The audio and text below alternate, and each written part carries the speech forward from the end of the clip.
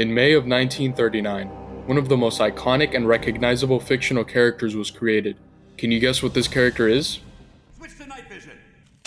Secure the perimeter. Holy crap, it's Batman! On September 19th, comic book fans all around will be celebrating the 81st anniversary of Batman. That's 81 years of The Dark Knight.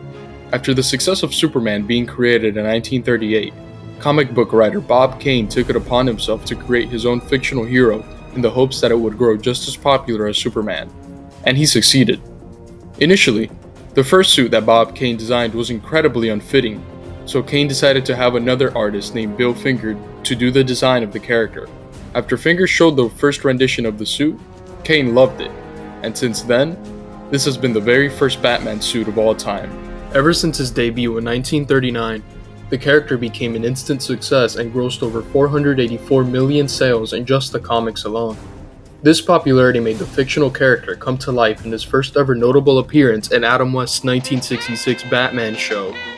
The show was meant to be a comedic parody of the comics, showing the more goofy side of Batman and his sidekick Robin.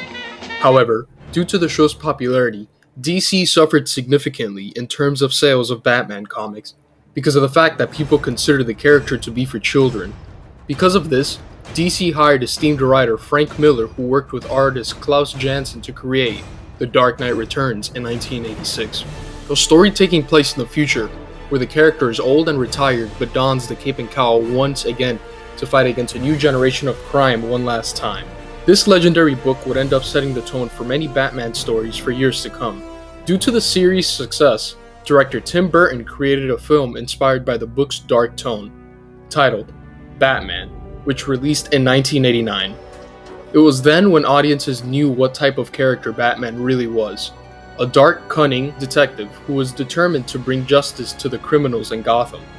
The success of the film ended up leading to the creation of the first Batman cartoon, Batman the Animated Series, in 1992. It was widely considered to be one of the greatest Batman shows of all time, fleshing out the character of Batman and his villains. However, it is impossible to not mention Christopher Nolan's The Dark Knight trilogy, which went from 2005 to 2012. The films envisioned what Batman would be like if set in a realistic world and included an iconic performance from late actor Heath Ledger. With a new video game centered in the Batman universe titled Gotham Knights, and considering we're getting Matt Reeves' film starring Robert Pattinson as the Dark Knight, it's safe to say that Batman will only continue to be popular for many years to come. Happy Batman Day, High Tides. Actually, something else just came up. What? Look out your window. This one you have to see for yourself.